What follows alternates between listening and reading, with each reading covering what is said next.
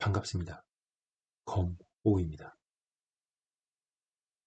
검단 신도시의 아쉬운 점, 지나온 것들 중에 몇 가지를 이야기해보자 합니다.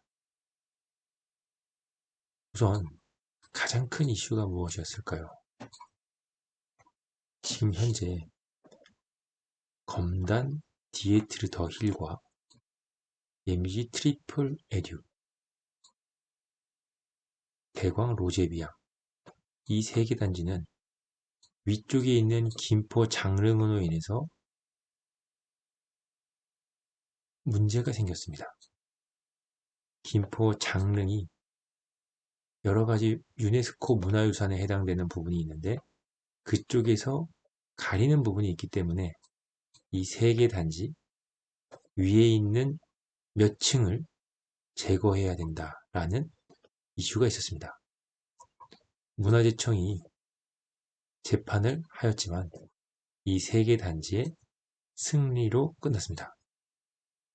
당시 정말 입주를 하냐 마냐 라는 논쟁이 뜨거울 정도로 당시의 수분양자, 입주 예정자분들은 상당히 무서운 상태에 이르렀다고 저는 생각이 됩니다. 그 재판 중에 다행히도 입주가 시작되면서 인천 서구청에서는 입주를 허가해 줌에 따라 정상적인 입주가 3개 단지는 가능했고, 입주가 했기 때문에 아마도 재판부에서는 입주민들의 편을 더 들어줄 수밖에 없지 않았겠을까라는 생각을 해봅니다. 최근에 김포에 있는 한 아파트도 고도 제한을 약 60cm가 초과되었다는 이유로 입주가 연기되고 그 60cm를 잘라내고 나서 3월에 입주를 하게 되었다라는 것을 듣게 된 것을 볼 때 정말 남다른 부분일 수밖에 없습니다.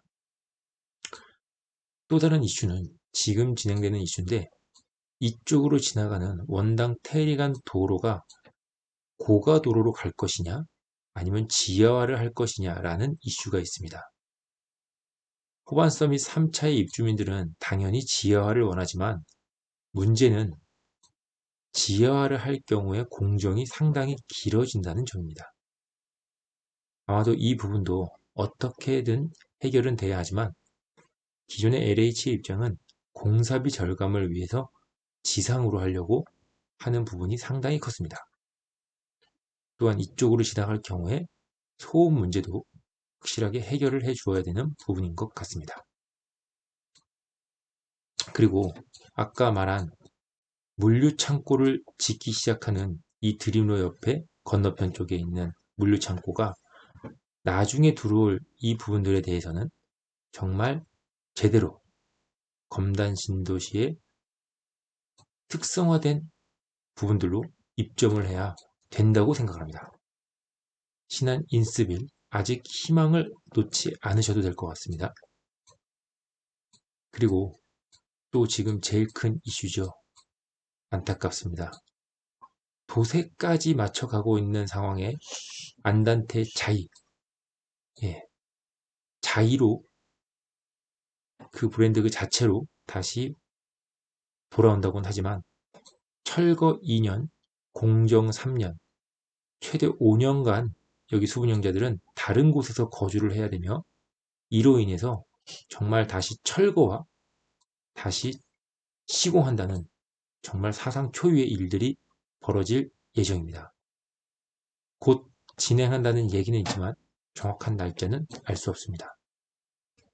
사실 이 당시에 공사비가 급등하는 시기였기 때문에 철골, 시멘트, 또 공사 자재 등이 조금 더 낮은 품질의 상품을 사용하지 않았는가라는 의구심이 들었는데, 결국 무너지면서 그 부실의 늪은 공개되고 말았습니다. 여기서 끝났으면 참 좋았을 텐데, 이 터널을 타고 올라가면 지금의 제우스를 지나 AA21블럭 안단테 아파트 역시도 부실 논란과 부실화가 확인이 되었습니다. 현재 수분양자들이 전체 철거를 원하고 시공사는 부분 보수를 원하는 것 같습니다.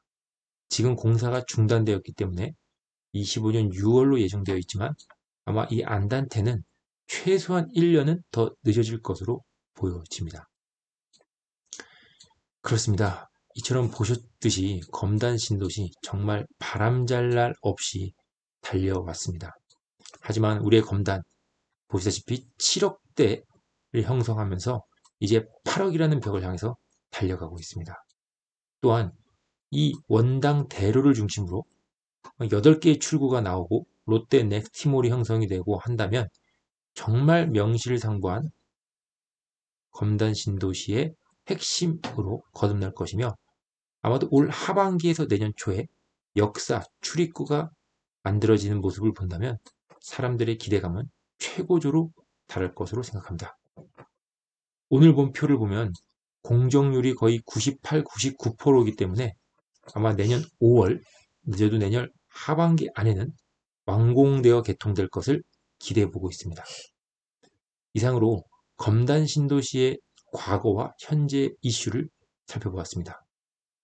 명품 검단 신도시를 지향하는 검호였습니다. 좋아요, 구독은 제게 큰 힘이 됩니다. 감사합니다.